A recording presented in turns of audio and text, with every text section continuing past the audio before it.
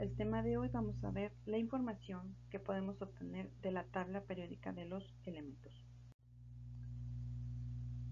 Vamos a ver también la sesión 2 que corresponde al curso de Ciencias Naturales. El día de ayer les encargué que eligieran una habitación de su casa, ya sea la sala o el comedor, una recámara, etc. Y con mucho cuidado midieran la temperatura de la habitación elegida a nivel de piso o a nivel de techo y escribir las temperaturas del cuaderno, las temperaturas que midieron. Si no lo pudieron medir, más o menos era una sensación, cómo se siente el aire a nivel de techo y cómo se siente a nivel de piso, la diferencia de temperaturas. Entonces, como pudieron detectar, vamos a contestar las preguntas. Número 1, ¿a qué se debe la diferencia de temperaturas que me dice en la habitación? Como pudieron darse cuenta, entonces, al nivel de techo estaba un poquito más caliente el aire. Entonces, ¿qué es lo que pasa? Que cuando se calienta el aire pesa menos y sube. Y cuando el aire se enfría, pesa más y por eso baja. ¿Cómo podemos relacionar esta actividad con el efecto invernadero? Pues principalmente vamos a hacer como una analogía. Entonces el techo de la habitación va a funcionar como la capa de ozono terrestre que evita que se salga el aire caliente. Según la NASA, dos fenómenos afectaron la temperatura a nivel global durante el 2020. En primer lugar, los incendios que azotaron a Australia, no sé si recuerden, que consumieron aproximadamente 46 millones de acres y cuyo humo y partículas suspendidas en la atmósfera provocaron un ligero enfriamiento en la Tierra.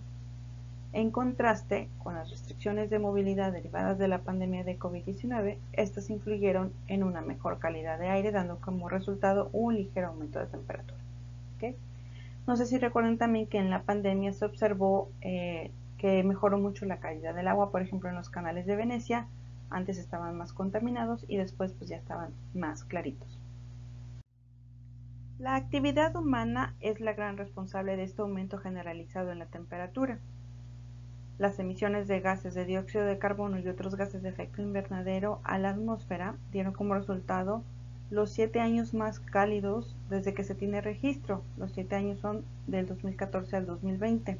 Una muestra de que el tiempo se agota para evitar un cambio radical en la vida en la Tierra tal y como la conocemos. Determinados gases presentes en la atmósfera retienen parte de la radiación térmica emitida por la superficie terrestre tras ser calentada por el Sol, manteniendo la temperatura del planeta a un nivel adecuado para el desarrollo de la vida. La acción del hombre, sin embargo, ha aumentado la presencia de estos gases, principalmente dióxido de carbono y metano, haciendo que retengan más calor e incrementando la temperatura planetaria, que es lo que conocemos como el calentamiento global. Aquí están, por ejemplo, la atmósfera y están los gases de efecto invernadero.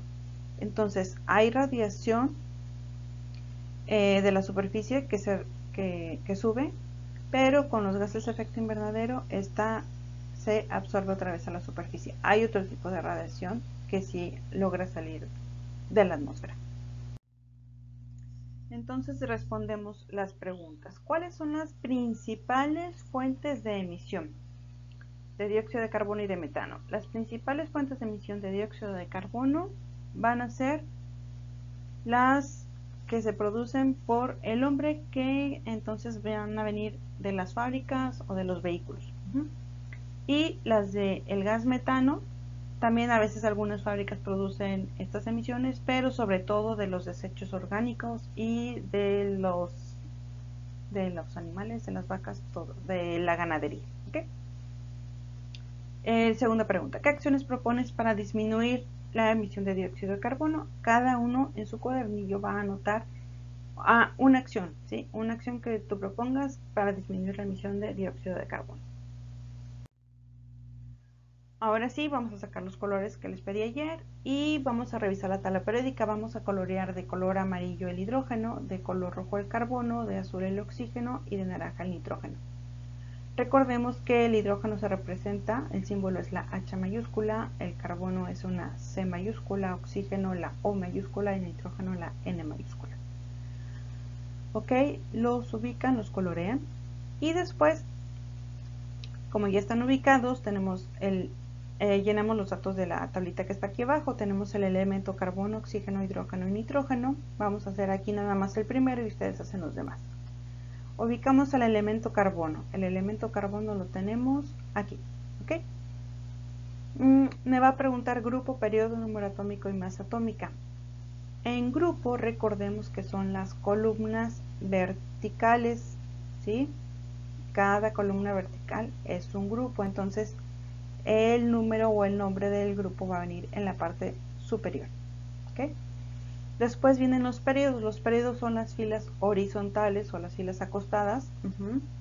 Y aquí viene el periodo, entonces tenemos 1, 2, 3, 4, 5, 6, 7 periodos. El número atómico, en cada casita, en cada cuadrito donde viene el elemento, vienen los datos. En este caso, en la parte superior izquierda va a venir el número atómico y en la parte superior derecha va a venir la masa atómica. La masa atómica ahorita ya la vamos a poner redondeada para irnos acostumbrando a redondear la masa atómica y no manejar cifras decimales. Entonces, ¿cómo lo redondeamos? Recordemos que después del punto nos vamos a fijar si tiene un 0, 1, 2, 3, 4, el número que está antes del punto, así se queda. Si después del punto hay un 5, 6, 7, 8, 9, entonces le aumentamos una cifra a el número que está antes del punto. Por ejemplo, si por ejemplo, vamos a ver, el oxígeno dice 15.5, entonces va a subir a 16. Pero, por ejemplo, ahorita vamos a ver que el carbono dice 12.0, entonces se va a quedar en 0. Ok, vamos al elemento carbono. ¿En qué grupo se encuentra? Aquí vamos a ver que se encuentra en el grupo 14 o también se le llama el grupo 4A. ¿A qué periodo corresponde? El periodo es la que está acostada, entonces corresponde al periodo 2. ¿Qué número atómico tiene el carbono? Aquí está en la parte superior izquierda, dice número 6 y la masa atómica dice 12.0, entonces lo redondeamos a 12. Así van a ser con cada uno de los elementos. Si no los han ubicado, pues aquí tenemos al hidrógeno, carbono, nitrógeno y oxígeno. Respondemos la pregunta, ¿qué pasa si se unen dos o más elementos? ¿Qué pasa? Se forman compuestos. Como reflexión, vamos a reflexionar que todo en la vida contiene química, por lo cual es muy importante conocer la tabla periódica para comprender el comportamiento de los elementos químicos y alguna de sus características.